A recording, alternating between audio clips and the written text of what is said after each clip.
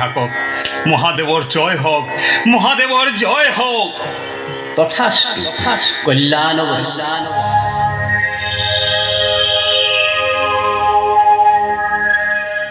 প্ৰভু, প্ৰভু, ক'ত ক'ত প্ৰভু অদৃশ্য হ'লা?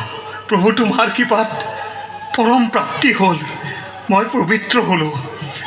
আজি মই ধন্য হ'লোঁ, তোমাৰ আশীৰ্বাদ পালোঁ। আমাৰ গাঁৱৰে পূজাৰী ব্ৰাহ্মণ অকলে কাৰ সৈতে কথা পাতিছে? কিবা ভূত প্ৰেত লম্বা যেনহে লাগিছে। ব্ৰাহ্মণ নহয়নে? হয় মহাশয়। নমস্কাৰ সেনাপতি মহোদয়।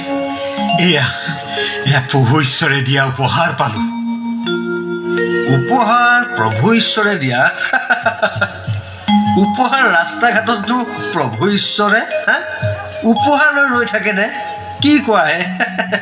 মই এই বাটেৰে কিমান বাৰ অহা যোৱা কৰোঁ, আজিলৈ কোনো প্ৰভুকো দেখা নাই, কোনো ঈশ্বৰকো দেখা নাই, উপহাৰো পোৱা নাই, বুজিছা? আমাৰ দেশৰ ৰজা থকাৰ পাছত প্ৰভু ঈশ্বৰে আকৌ ক'ৰ পৰা প্ৰকট হ'লহে? মহাৰাজে শুনিলে কি হ'ব জানা?